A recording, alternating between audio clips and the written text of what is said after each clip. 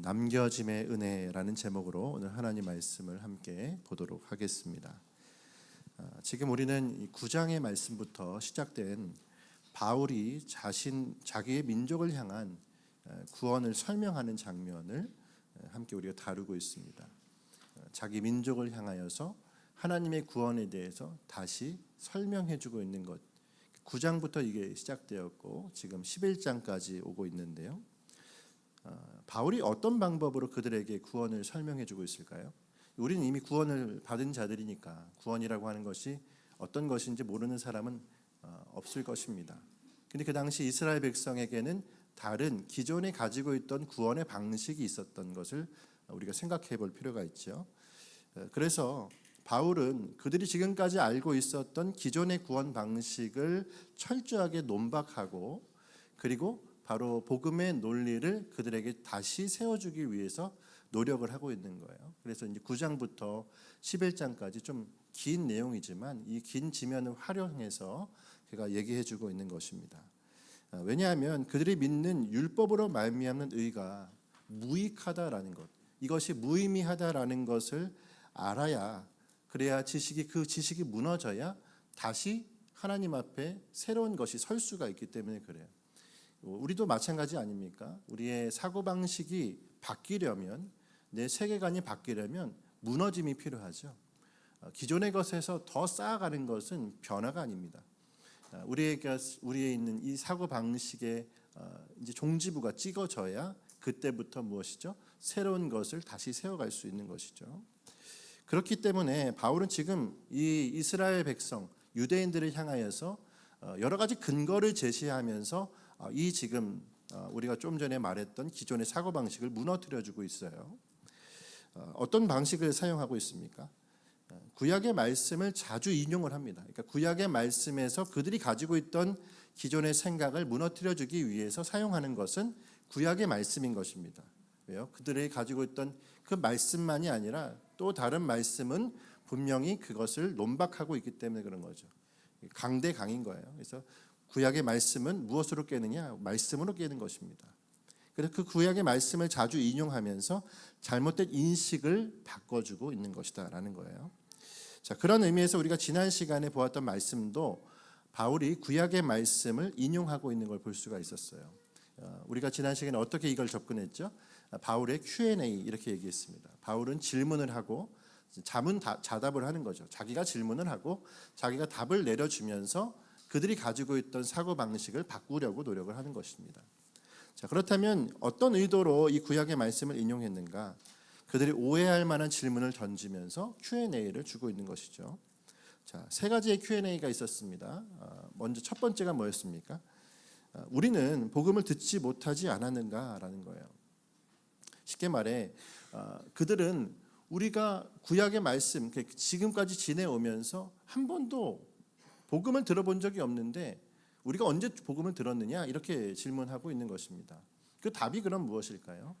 지난 말씀 16절에 보면 10장 16절에 보면은 말씀이 인용되어 있습니다. 그 말씀을 찾아가 보시면은 그 말씀은 구약 이사야서 53장의 말씀 1절과 2절의 말씀을 인용한 거라고 얘기했습니다.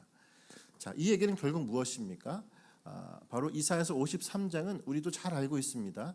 바로 예수님의 고난의 장이죠. 질고를 지시고 또한 도살장에 끌려가는 양과 같이 끌려가시는 장면을 두고 있는 것이 이사야서 53장이에요. 쉽게 말해 이스라엘 백성을 향하여서 말하는 거죠. 너희들 이사야서 53장에 나오는 그 메시아가 누구시냐? 쉽게 말해 너희 듣지 못했다라고 얘기하는데 정말 듣지 못했느냐? 이미 구약의 말씀에 메시아는 드러나 있다 이 얘기를 하고 있는 것입니다. 자, 이미 오실 메시아를 수없이 말하고 있는 것이 구약의 말씀이라고 얘기하는 거예요.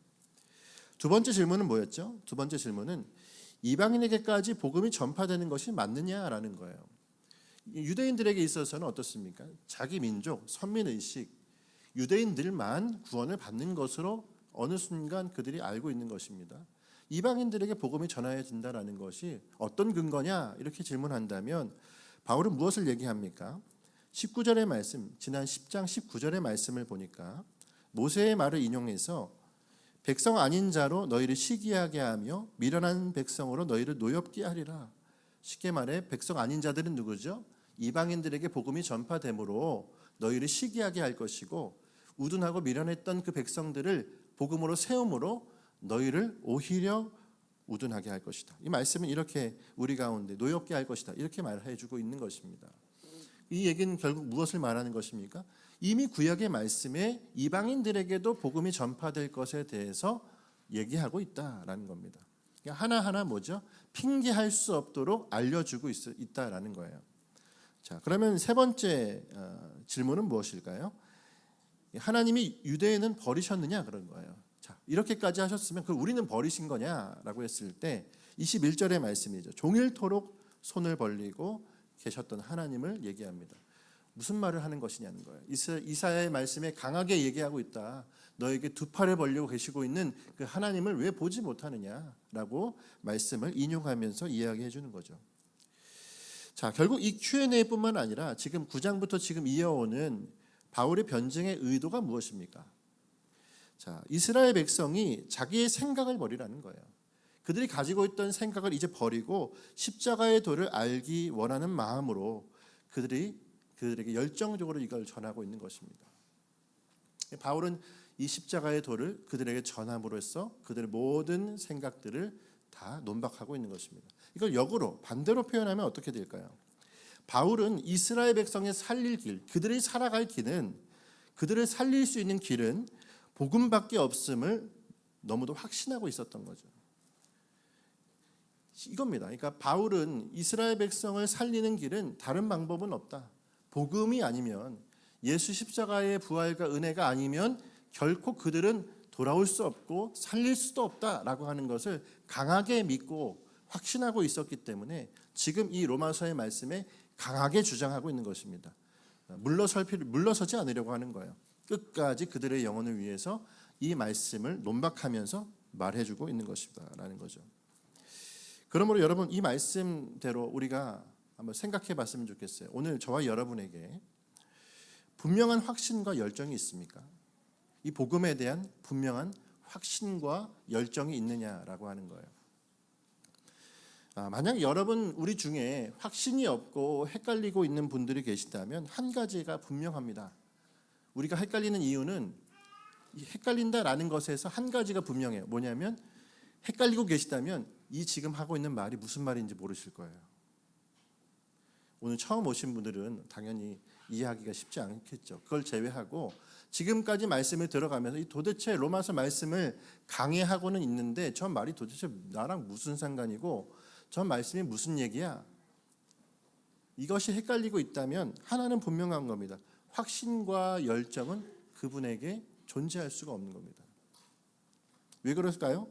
바울이 변증하는 이 모든 말씀이 잘 이해가 되고 그 말씀이 내 가슴도 때리고 있다라고 하면 여러분 아마 그럴 겁니다. 구약과 신약의 말씀 모두가 이제는 하나의 실로 구슬을 꿰고 있는 것처럼 말씀이 하나하나 해석되어집니다.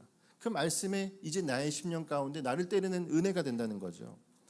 그러니 어떻게 열정이 생기지 않겠고, 그러니 어떻게 말씀에 확신이 생기지 않겠습니까? 우리는 매 주일마다 토막토막의 설교를 듣고 있지만 생각 한번 해보시는 거예요. 25주간의 설교, 주중의 모든 설교들을 다 한 번씩 내가 머릿속에서 한번 생각해 보시는 겁니다. 이 모든 설교의 내용이 어떻게 예수 그리스도로 하나로 끼워질 수 있느냐. 구약의 창세기부터 신약의 계시록까지의 말씀에 그분에 대한 예표와 그분에 대한 인용 말씀들, 시공간을 초월해서 한 분을 향하고 계신 이 말씀을 볼 때 어떻게 우리가 그분을 부인할 수 있느냐. 우리가 말씀을 들을 때 그 말씀의 은혜가 내 안을 삼키시는 경험들을 하시는 분들이 있을 겁니다. 여러분 절대로 부인할 수 없다라는 얘기예요. 할렐루야. 아마 이 말씀이 헷갈리고 있다면 설교자인 저도 여러분에게 답을 내려주지 못할 겁니다. 많은 설교자, 많은 목회자들 중에 그런 경우가 있어요. 이 고난의 끝이 무엇이냐? 이 생각의 끝이 무엇이냐? 지금 물음표로 달려있는 내 머릿속에 이 고난의 끝이 무엇이냐? 인문학적인 접근을 하면서 답이 없더라, 답이 없더라 이렇게 설교하는 경우들도 있습니다. 하지만 여러분 우리는 이미 답을 가지고 있는 자임을 믿습니다. 할렐루야. 우리 눈앞에 있는 이 답을 가지고도 이해하지 못하고 해석하지 못하고 있다면 아직 그에게 이 은혜를 맛보는 시간들이 아직 다가오지 않았던 것이겠죠. 그러므로 아직 은혜를 이해하지 못했을 뿐이지, 이해하면 이 작은 심장이 터져 나갈 정도로 여러분 그분의 말씀은 감당할 수 없는 은혜로 나에게 다가올 줄을 믿습니다. 할렐루야. 우리 심장이 터져버릴 거예요 아마. 진짜 이 은혜가 내 안에 담으려고 한다면 어떻게 이런 눈으로 저를 쳐다보실 수 있을까요? 정말 이 놀라운 말씀이 우리 가운데 그러한 심정으로 나가오게 되는 것입니다. 그러므로 여러분 오늘 이 은혜가 저 여러분에게 충만하길 간절히 소망합니다. 자, 그러면 이제 오늘 말씀은 어떻게 전개되고 있을까요? 바로 조금 전에 우리가 다뤘던 이 세 가지 Q&A 중에 세 번째 질문이 뭐였습니까? 바로 그러면 그 이스라엘 백성 유대인들은 버렸느냐? 이 질문이었죠. 자, 이 질문과 답에 대해서 우리가 이미 다뤘지만 구체적인 설명과 답을 이제 11장의 말씀에서 더 얘기해주고 있어요. 자, 그래서 우리가 먼저 10장 21절을 먼저 한번 읽어볼까요? 10장 21절 시작. 이스라엘에 대하여 이르되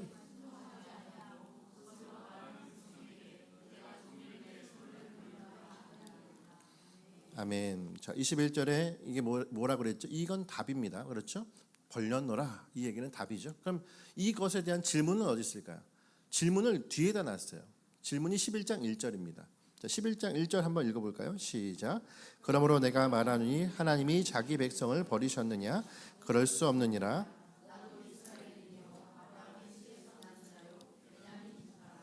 아멘. 자, 이 우리가 Q&A의 세 번째 질문을 뭐라고 얘기했었죠? 하나님이 유대인을 버리셨느냐? 이렇게 얘기했었잖아요. 이 질문에 대한 그 질문이 정확하게 어디 나옵니까? 1절에 나오는 거죠. 하나님이 자기 백성을 버리셨느냐? 그럴 수 없느니라. 그리고 그 답이 뭐라고요? 21절의 말씀에 내가 종일 내 손을 벌렸었다. 이걸 왜 반대로 얘기했을까요? 자, 이제부터 이 질문에 대한 구체적인 또 다른 답 설명을 해주기 위한 포진이다라고 할 수가 있는 것입니다. 한마디로 바울은 구약의 말씀을 통해서 하나님께서 지금도 두 팔 벌려 그들을 기다리고 계심을 말한 후에 1절의 말씀에 하나님이 자기 백성을 버리지 않는다는 것을 강조하는 거예요. 자, 중요한 건 바울은 여기에서 한 가지 구약의 말씀을 더 인용해 주고 있어요. 자, 이 말씀이 어떤 말씀일까요? 버리지 않는다고 말한 근거를 이제 구약의 말씀에서 찾아서 설명해 주기 위한 인용인데요. 자, 그 근거가 뭐냐면 엘리야의 사건입니다. 엘리야의 말씀이에요. 2절과 3절을 같이 한번 읽어보겠습니다. 2절과 3절 시작. 하나님이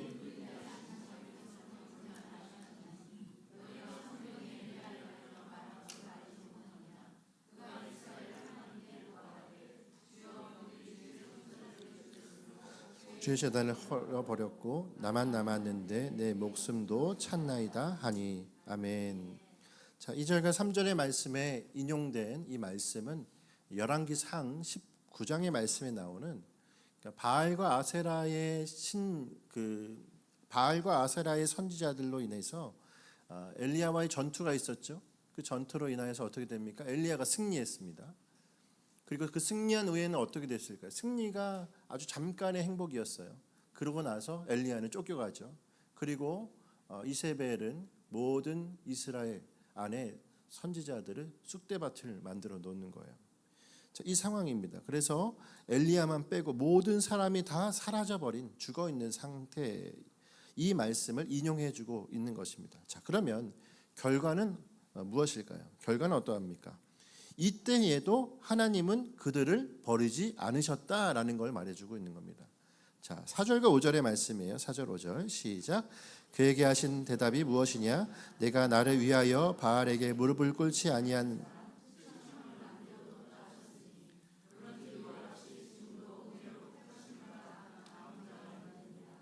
아멘. 자, 우리가 지금 어떤 질문을 하고 있습니까? 하나님 유대인을 버리셨느냐? 그렇지 않다라는 것에 대한 인용입니다. 자, 우리가 잘 아는 대로 4절과 5절의 말씀은 무엇을 얘기하는 거죠? 남겨진 자가 있는데 그들이 몇 명입니까?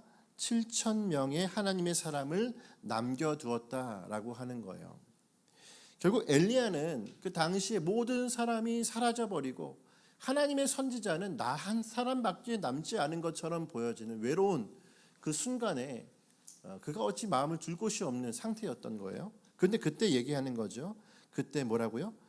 아무도 남지 않은 것 같으냐? 하나님이 말씀하시는 거. 아무도 남지 않은 것 같으냐? 하나님이 천만에. 하나님은 모든 무너진 이스라엘 백성 중에서 구원받을 만한 사람들을 남겨두었다 이렇게 얘기하는 것입니다. 7천 명을 남겨두었다는 거예요. 아무것도 보이지 않으니까 정말 모든 것이 사라지고 이제 끝났다 얘기하는 것 같은 그 시간에 하나님은 그렇지 않다는 거예요. 하나님의 눈에는 다 보이시거든요. 하나님의 눈에는 다 있거든요.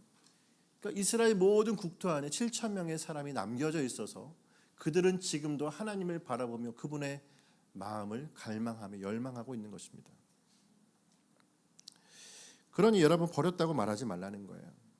할렐루야. 예, 이스라엘 백성에게 버리셨느냐? 우리를 버리신 거냐?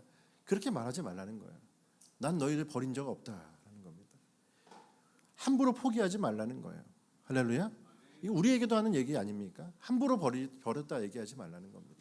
함부로 포기했다 말하지 말라는 거예요. 그분은 우리를 한 번도 포기한 적이 없기 때문에 그런 것입니다. 예전에 저도 찬양 사역을 해본 사람으로서 90년대, 80년대, 90년대 우리나라의 소위 선풍적인 찬양의 그 어떤 부흥을 이끌었던 팀을 얘기하자면 두란노 경배와 찬양이라는 팀이 있어요. 아마 어느 정도 나이가 있으신 분들은 아실 겁니다. 그래서 뭐 여의도 광장 어디 하면서 수만 명의 사람들이 함께 몰려가서 찬양했던 기억들이 저에게도 있는데 뭐 티셔츠도 하나씩 나눠줘서 뭐 여기다 두란노 경배와 찬양 해가지고 써가지고 다녔는데 지금 그 사진들을 보면은 굉장히 유치하고 굉장히 좀 그 옛날 그런 걸 뭐라 그러나요? 되게 어색하고 막 그래요.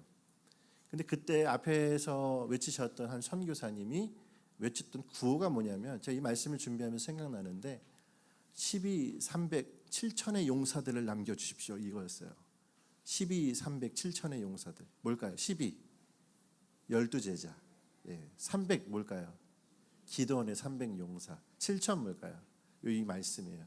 7천 명 모두 다 사라졌을 때 7천 명의 하나님의 사람들 남겨두셨던 것처럼 우리가 그 사람 되게 하시고 그런 사람을 남겨달라는 기도를 그 뜨거운 찬양 속에서 함께 했었던 기억이 제게 있습니다. 여러분 오늘 이 12, 300, 7천의 용사가 누굴까요? 저와 여러분이 되시길 바랍니다. 할렐루야. 이스라엘에 하나님 버렸느냐? 이스라엘을 하나님 버렸느냐? 그렇지 않다. 7천 명의 사람들을 남겨두었다. 한국을 버리셨느냐? 이 땅을 버리셨느냐? 그렇지 않다. 하나님이 예배하는 사람들을 남겨두셨다. 할렐루야. 그러므로 여러분 우리가 계시록의 말씀을 얼마 전에 보았죠. 계시록의 말씀을 보면 13장입니다. 13장 8절부터 10절까지의 말씀을 보면 어떻게 되어 있습니까? 계시록의 말씀에 모든 세상에 가지고 있는 그 가치관을 가지고 세상의 인본주의가 판을 쳐서 모든 사람이 다 휩쓸려 갈 거라는 얘기입니다. 오늘 우리가 시작하면서 읽었던 말씀처럼 정말 구루터기 빼고는 남지 않을 만큼 다 휩쓸려가는 밤나무와 상수리나무도 남지 않는 그때가 있을 거란 얘기입니다. 모든 것이 다 휩쓸려가는 그때. 근데 그때 뭐예요? 여호와 하나님 어린 양의 인침을 받은 백성은 하나님께서 살려두며 남겨두신다는 겁니다. 할렐루야. 이게 남겨짐의 은혜예요. 남겨두심은 하나님의 은혜라는 것입니다. 그러므로 오늘 이 시간 여러분과 제가 그 구루터기가 되길 바랍니다. 그 어린 양의 백성 되길 바랍니다. 세상이 우리를 넘실거리며 우리를 휩쓸어 가려고 할 때에도 세상 가운데 우리의 마음을 두지 마십시오. 우리는 무엇입니까? 이미 그분 앞에 구별된 사고방식, 복음의 사고방식, 예수 그리스도의 사람으로 이미 살아가고 있는 자이기 때문입니다. 우리의 믿음이 세상을 뛰어넘는 믿음이 되기를 소망합니다. 그 믿음으로 달려가시길 바랍니다. 자, 한편 여기에서 한 가지 질문이 우리 가운데 생기시는 분들이 있을 겁니다. 이런 거죠. 남은 자가 버리지 않음이 되는가? 한번 생각해 보셨나요? 저는 이 말씀을 보면서 늘 이 생각에서 한 번 더 결론을 내거든요. 남은 자가 버리지 않음이 되느냐? 쉽게 말해서 유대인들 대다수는 구원받지 못했고 소수만 구원받은 것이라면 버린 거 아니냐라는 거예요. 세상 이치상 그렇지 않습니까? 다 폐기 처분되듯이 몇 개 남겨놓고 다 폐기 처분되면 그건 버린 거잖아요. 우리의 어떻게 세상 논리는 그겁니다. 대다수가 구원받지 못했으면 버린 거지. 그걸 어떻게 버리지 않았다라고 말할 수 있느냐? 아마 그런 생각을 우리 머릿속에서 할지 모르겠어요. 여러분은 어떻게 생각하십니까? 상식적으로 대다수가 혜택을 받지 못하면 그건 버린 것일까요? 제가 이 말씀에 대해서, 이 질문에 대해서 이런 생각을 해봤습니다. 여러분, 백화점, 요즘에 이 일산에 백화점들이 문을 닫고 있다는 아주 뼈아픈 소식들이 많이 들리고 있어요. 근데 폐점을 앞둔 백화점이 있다고 해봐요. 폐점을 앞둔 백화점이 앞에다 써놨습니다. 90% 세일. 자, 90% 세일이래요. 와, 다 줄 것처럼 다 써놨어요. 다 진열되어 있습니다. 근데 망하는구나. 그리고서 돌아서고 내 할 일 하고 있다면, 여러분, 그건 혜택 받으라고 다 해놨는데 아무도 가지 않는다면 어떻게 되는 것입니까? 그건 주최자의 문제일까요? 아니면 가지 않은 사람의 문제일까요? 주최 측의 문제가 아닙니다. 거기서는 이제 폐점이니까 90% 세일이니까 가져가세요. 다 드립니다. 라고 다 해놨어요. 근데 기간도 넉넉하게 남아 있습니다. 그럼 가지 않은 것은 이 모든 일에 대해서 누구의 책임이냐는 거예요. 혜택을 받지 못했다라는 것은 결국 가지 않은 사람의 책임인 거죠. 혜택은 소수만 받았다고 얘기할 수 있어요. 이 혜택 소수만 받았는데요. 그럼 주최 측 책임입니까? 아니요. 소수만 혜택 받았다라고 해도 그것은 주최 측 책임이 아닙니다. 다 주었으니까요. 안 간 사람 책임이죠. 안 간 사람 책임. 이에 대한 설명이 5절부터 7절 말씀이에요. 5절부터 7절 말씀을 한번 읽어볼까요? 시작. 그런즉 이같이 지금도 은혜를 택하심을 따라 남은 자가 있느니라. 만일 은혜로 된 것이면 행위로 말미암지 않음이니.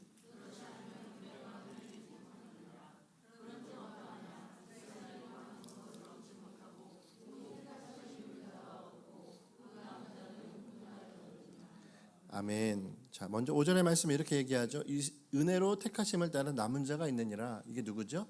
아까 얘기했던 앞절에 엘리야와 7천 명의 사람을 지칭하는 겁니다. 자, 한마디로 7천 명은 어떤 자라고요? 6절부터 7절의 말씀에 이들은 타고난 자가 아니라는 거예요. 자, 유대인들은 뭘 얘기합니까? 계속 우리는 타고난 자들이야. 우리는 이미 선택받은 자들이야. 라고 생각을 한단 말입니다. 그러나 그게 아니라는 겁니다. 타고난 자들이 아니라 그들은 은혜로 된 것이다 이거예요. 동시에 유대인들뿐만 아니라 유대인 중에도 십자가 부활로 구원받은 자가 있다면 그들은 누구란 얘기예요? 바로 은혜 받은 자들이란 얘기입니다. 자, 유대인들 대다수가 하나님의 의에 이르지 못하는 상태가 되어서 그들이 혜택을 받지 못하지만 그들에게 십자가 부활을 믿는 사람 조금이라도 있다면 그들은 누굽니까? 그들은 은혜 받은 자들이라는 거예요. 그럼 이 상태가 무엇을 말하는 것이냐? 아직도 문은 열려 있는 것이고 문제의 책임은 누구에게 있느냐? 가지 않은 자들에게 있다라는 것을 얘기해 주는 겁니다. 그럼 다시 얘기해 볼게요. 이스라엘은 버렸느냐? 이스라엘 버린 적이 없다는 거예요. 열려 있다 지금도. 너희들이 오지 않은 것뿐이지. 그러니 바울이 지금 길을 쓰고 뭐 하는 겁니까? 알려주는 거예요. 그 방법이 아니라 복음의 방법이어야 한다고. 돌아오려면 이것밖에 없다고 말해주고 있는 것이 지금 바울의 마음의 열정이라는 것입니다. 자, 그렇다면 여러분 7천 명만 남았다고 버린 것이냐? 그렇지 않다라는 거죠. 버리지 않음이라는 것을 말해주고 있는 겁니다. 그러한 차원에서 자, 오늘 우리가 기억해야 될 것이 한 가지가 또 있어요. 무엇입니까? 하나님이 버리신 것이 아니라 그들이 하나님을 버린 것이라는 사실입니다.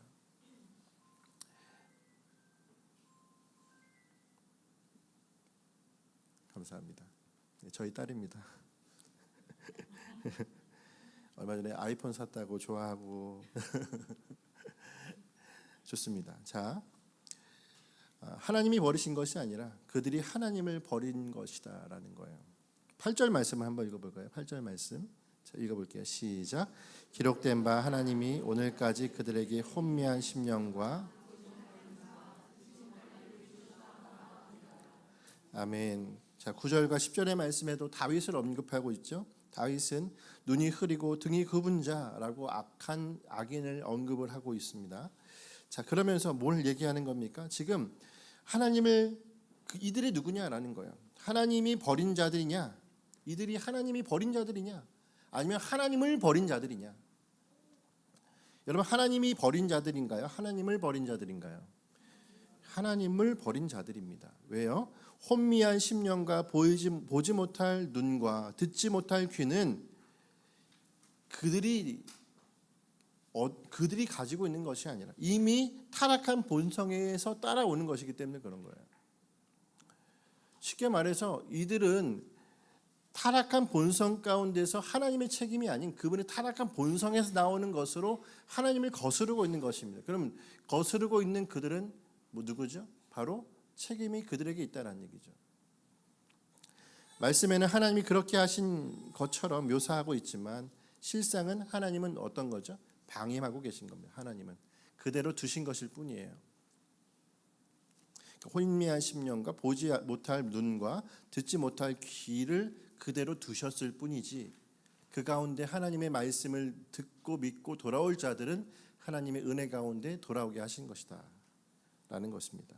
한마디로 이미 들었고 알고 있는 것이라 핑계할 수 없음에도 누구의 책임이라고요? 믿음과 결부시키지 못했던 이스라엘 백성들의 잘못을 말씀은 이야기해주고 있는 것입니다. 자, 그럼 이러한 하나님의 방임, 여러분 이것을 우리는 어떻게 해석을 해야 될까요? 그러면 이걸 가지고 우리는 이렇게 얘기할 수 있죠. 하나님 불의하신 것인가? 방임하셨으니까 불의하신 겁니까? 사랑이 없음이라고 해석해야 될까요? 방임하셨으니까 사랑 없음이냐라는 거예요. 가만히 두는 것이 사랑 없음이냐? 방임하신 것이 사랑 없음이냐? 왜냐하면 여러분 하나님 편에서는 돌아올 수 있는 모든 방편을 다 마련하셨어요. 할렐루야. 그렇기 때문에 돌아오지 않는 것은 당사자들인 거예요. 쉽게 말해 모든 것을 방임했다라는 건 그냥 방임이 아닙니다. 문을 열어놓고 방임했다라는 것은 결국 그들을 사랑하지 않는 것이 아니라 그들에게 모든 방편을 다 마련해 두시고 문을 열었다라는 건 그들을 사랑하고 있다라는 얘기입니다. 할렐루야. 단지 그들이 죄 가운데 있기 때문에 죄를 만지지 않으시는, 죄와는 담을 쌓으시는 그 주님께서 그 죄와 결부하지 않으시면서 영혼을 향하여 외쳐 부르시며 오라고 하시는 거죠. 그럼 구약의 말씀에 이러한 예가 또 뭐가 있을까요? 이스라엘 백성이 범죄하여서 불뱀에 물린 사건이 있습니다. 불뱀에 물렸을 때 불뱀에 물려서 죽기만 하셨습니까? 아니면 놋뱀을 달아 높이 올리셨습니까? 놋뱀을 달아 높이 올리시면서 하시는 게 뭐예요? 저걸 쳐다보기만 하면 사는 거야. 쳐다보기만 하면 사는데 그걸 쳐다보지 않는 겁니다. 왜요? 자기 생각 때문에. 저거 쳐다본다고 뭐가 낫겠어? 저거 한다고 뭐가 되겠어? 그러면서 죽어나가는 거예요. 여러분 책임이 누구에게 있습니까? 보지 않는 사람, 가지 않은 사람, 그분에게 들어가지 않은 사람의 문제인 겁니다. 하나님은 모든 상황, 모든 방편을 다 마련해 두셨다라는 사실이죠. 더구나 여러분 우리가 간과해서는 안 되는 것이 하나가 있습니다. 오히려 이들의 실패, 이들의 실족을 통해서 하나님은 또 다른 길을 여셨다라는 사실이에요. 정리해 볼게요. 하나님은 사랑 없지 않으셨습니다. 모든 문을 다 열어놓으셨어요. 거기에 더구나 뭐 하셨냐면 이 이스라엘의 실패를 가지고서도 하나님이 일을 하셨다라는 얘기예요. 그게 11절과 12절의 말씀입니다. 11절 12절 한번 읽어볼게요. 시작. 그러므로 내가 말하노니 그들이 넘어질 때까지 실족하였느냐.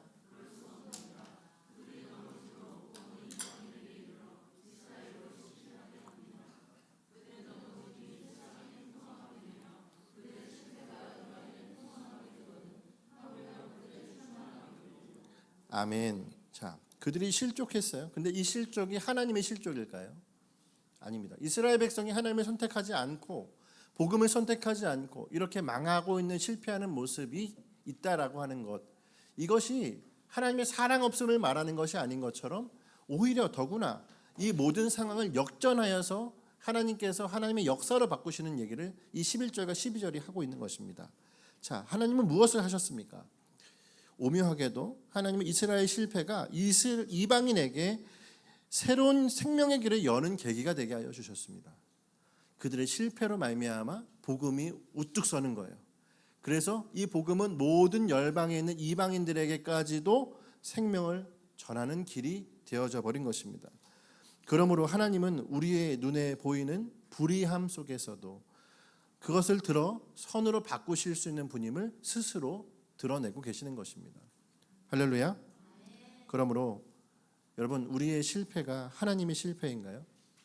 그렇지 않습니다. 우리의 눈으로 보았을 때는 불의함처럼 보이고 하나님 앞에 삿대질할 수 있습니까? 하나님 왜 불의한 걸 하십니까? 하나님 왜 사랑 없음으로 말하십니까? 왜 그렇게 하십니까? 라고 말할 수 있을 자격이 우리에게 있을까요? 아니요. 우리는 오늘도 주님을 선택하지 않으려는 태도로 충만한 자들 아니에요. 이 얘기입니다. 하나님 모든 상황에서 하나님의 선을 찾아가시는 분임을 믿습니다. 그러므로 여러분, 오늘 나에게 이런 일들로 인해서 우리가 기억해야 될 것은 눈앞에 있는 상황, 안 되고 있는 실패, 이런 상황 속에서 아니면 또 어떤 성공과 잘 나감, 이런 부분 안에서 우리가 어떤 것에 일희하지 말고 일희일비하지 않는 모습이 있어야 된다라는 거예요. 내가 봤을 땐 불의같이 보여도 그 불의가 선으로 바뀌어지는 일이 될 수 있습니다. 하나님은 놀랍게도 하나님의 뜻을, 그 역사를 세워갈 수 있는 분이기 때문에 그런 것입니다. 오늘 그분의 퍼즐을 맞춰가는 저와 여러분이 되었으면 좋겠습니다. 주중에 갑자기 장례가 났었죠. 그래서 우리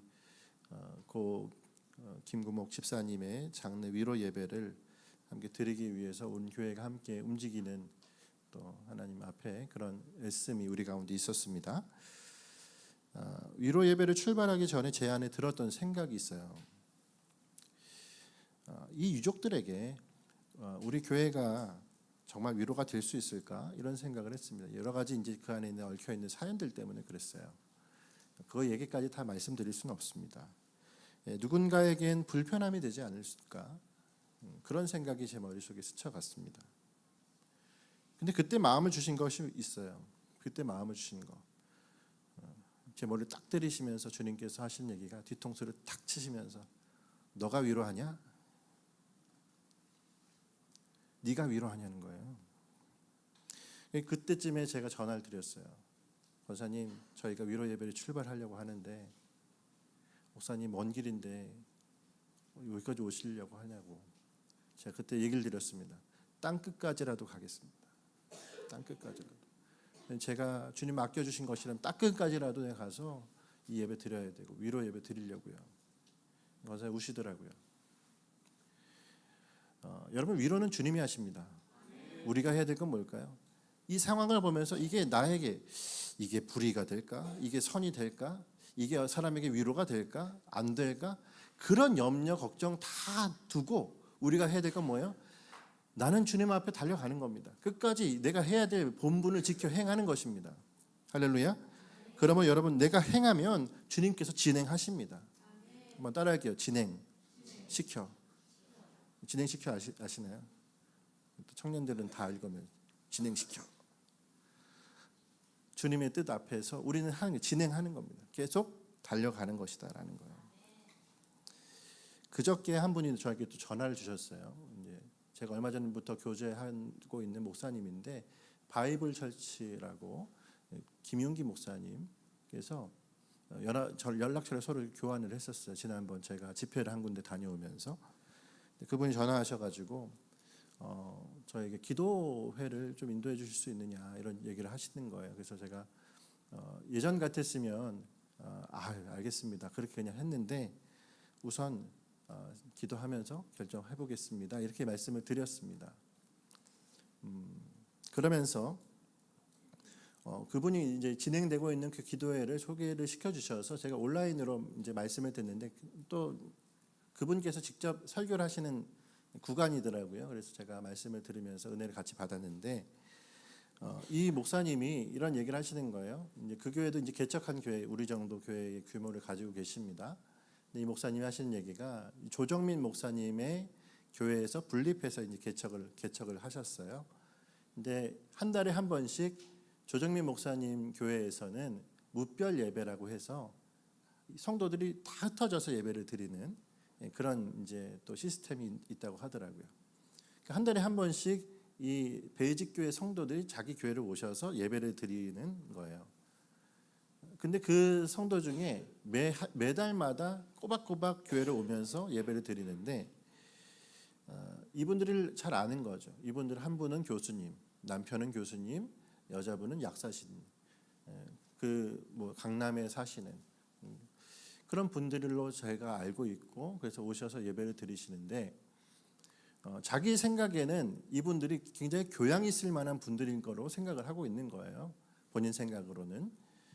근데 그분들이 매달 와서 헌금을 하시면서 기도 제목에 란에 이렇게 쓰신다는 겁니다.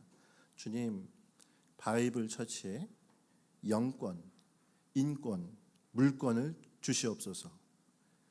그러니까 뭔가 기품이 있고 교양이 있을 분들이 영권, 인권, 물권 이런 단어를 큼지막하게 쓰시면서 딱 말씀 이게 헌금을 내는 게 본인이 생각했을 때 약간 이 문구와 이분들이 참 이렇게 매치가 안 되는구나 이 생각을 하셨나 봐요. 근데 그 기도 제목을 볼 때마다 아멘 했습니다. 아멘. 그리고서 이제 목사님이 기도하는데 하나님 영권이 뭔가요? 영으로서 하는 것은 예배라고 알고 있는데 하나님 마음을 주시는 거예요. 예배를 살려주겠다. 예배를 살려주겠다. 하나님 예배 살려주십시오. 인권이 뭔가요? 인권 사람을 보내주겠다. 그래요. 주님 하나님 사람을 보내주시겠군요. 물권 바로 재정도 주님이 채워주시겠군요. 이런 기도 제목에 대한 답을 찾고서 연초에 하나님 앞에 기대하는 마음으로 첫 주를 딱 맞이했는데 뭐 새로운 사람 아무도 없고 또 뭔가 뭐 예배가 더 뜨거워지거나 그런 모습도 없고 그런 마음을 가져서 하나님 앞에 막 낙심을 한 거예요. 그러면서 하신 얘기가 그날이 첫 주 주일이었다면 그 다음 월요일부터 특세가 거기서 진행됐는데 특세 때부터 하나님께서 사람을 보내시는 거예요. 그래서 아침에 새로 오신 분들과 함께 찬양하고 예배하고 그리고 하나님께서 또한 재정도 채워가시고 하는 일들을 보면서 하는 얘기가 하나님은 자기의 때와 다른 하나님의 때를 두고 일하고 계셨다라는 것입니다. 근데 여러분 여기서 그분이 하신 한 가지 얘기가 있어요. 그게 뭐냐면 교양 차리다가 하나님 앞에 영성 다 까먹고 아무것도 아닌 인생 되는 것 그거 하나님 원치 않으신다는 거예요. 할렐루야. 교양 차리다 냉랭하면요 능력도 사라진다고. 여러분 하나님의 능력은 어디서 옵니까? 내 교양 차리면서 옵니까? 그렇지 않습니다. 우리 예배 드릴 때도 마찬가지입니다. 내가 사회에서 어떤 지위고 내가 이 땅에서 어떤 삶을 살아가고 지금까지 내가 배워왔고 내가 해왔던 것이 무엇인지 그것은 세상에서의 나의 속함의 영역에서의 문제일지 몰라도 하나님 앞에서는 아닌 거예요. 하나님 앞에서는 뭐예요? 주님 영적인 길을 열어주십시오. 물건을 열어주십시오. 주여 인권을 열어주십시오. 예배를 열어주십시오. 영권과 인권과 물권 주십시오. 간구하며 나가는 이 어떻게 보면 정말 우리로서는 무대포적인 기도 제목이 하나님 앞에서 오히려 쉬운 것이다라는 거예요. 할렐루야. 그러므로 여러분 우리는 우리의 생각이 너무 큽니다. 내 생각과 내 계산이 너무 큽니다. 이 생각과 계산을 무너뜨리십시오. 오히려 주님 앞에 주님 제가 믿음으로 달려가는 이 길에 주님 한 분만 믿습니다. 주님 밖에는 없습니다. 그 믿음 가지고 달려가게 되면 그 안에서 하나님이 행하실 일들은 분명하다라는 사실입니다. 그러면 여러분 주님 앞에 이런 무대포 신앙이 있길 간절히 소망합니다. 믿음으로 주님 앞에 달려가는 거예요. 2025년, 2026년 이제 우리 일산 하나교회 하나님 어떤 일을 행하실까요? 저는 다른 거 원치 않습니다. 주님 우리 가운데 하나님의 복음이 열매 맺게 하여 주시옵소서. 주님의 뜻으로 열매 맺는 겁니다. 놀라운 하나님의 향연이 나타나는 겁니다. 성도의 기도가 하나도 땅에 떨어지지 않고 그분의 향단에 올라가게 되어지는 은혜를 보기를 원합니다. 우리에게 그런 일을 행하여 주시도록 기도하시기를 바랍니다. 이제 말씀을 마치겠습니다. 오늘 말씀 어떻습니까? 주님께서 우리 가운데 남겨짐의 은혜를 알려주셨습니다. 여러분 저와 여러분은 어떤 자가 되어야 될까요? 시류에 휩쓸리지 않는 이 시류에 휩쓸리지 않는 어린 양의 인침받은 백성으로서 이 땅을 살아가야 될 줄을 믿습니다. 12, 307천의 하나님의 용사들이 되셔서 이 땅에 서시길 바랍니다. 하나님은 버린 적이 없음을 믿으시길 바랍니다. 문제는 어디에 있습니까? 늘 우리의 편에 있었습니다. 하나님 오늘도 두 팔 벌려서 우리를 안아주시려고 하십니다. 그 팔 한 번도 오므리신 적 없으십니다. 그분 앞에 우리의 문제를 직시하고 이제는 주님 앞에 달려가는 심령 되시길 바랍니다. 그분 실수하지 않으십니다. 무대포로 주님 앞에 순종하는 것, 주님을 바라보는 것, 그분 바라보라고 하셨으면 바라보고 그분 앞에 주님 주십시오, 일하여 주십시오, 뜻을 행하여 주십시오, 달려가는 것. 그 은혜 안에서 하나님은 결국 하나님의 영광을 보실 것입니다. 할렐루야. 그 뜻을 세워가는 한 주간의 삶이 되시기를 간절히 축원합니다. 우리 함께 기도하겠습니다.